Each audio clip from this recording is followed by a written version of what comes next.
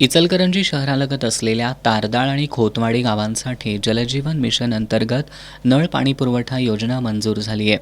पण या योजनेच्या अंमलबजावणीत हलगर्जीपणा सुरू आहे.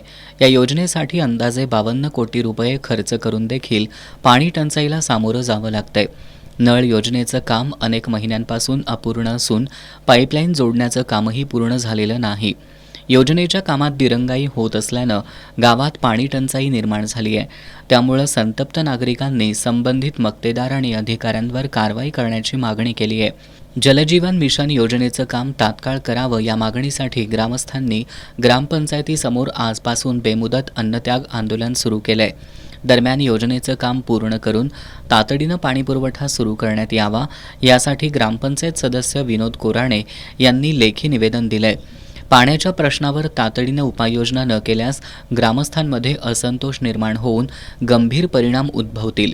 पाणीपुरवठ्याची मागणी गांभीर्यानं न घेतल्यास आणि वेळेत उपाययोजना न केल्यास ग्रामपंचायतीसमोर बेमुदत अन्नत्याग आंदोलन हे सुरूच राहील असा इशारा कोराणे यांनी दिलाय.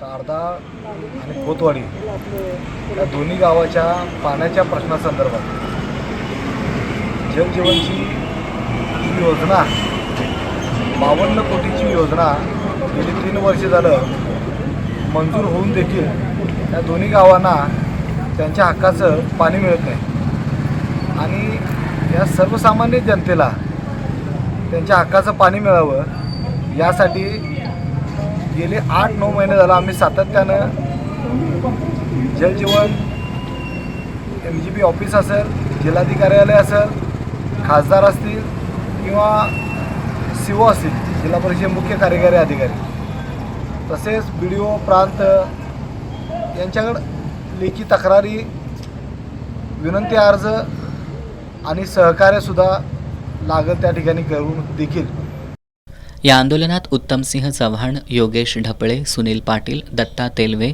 सखाराम मोरे, प्रल्हाद सूर्यवंशी, धनपाल चौगुले, दादासो सुतार, निशिकांत कांबळे यांच्यासह अन्य गावकऱ्यांनी सहभाग घेतला.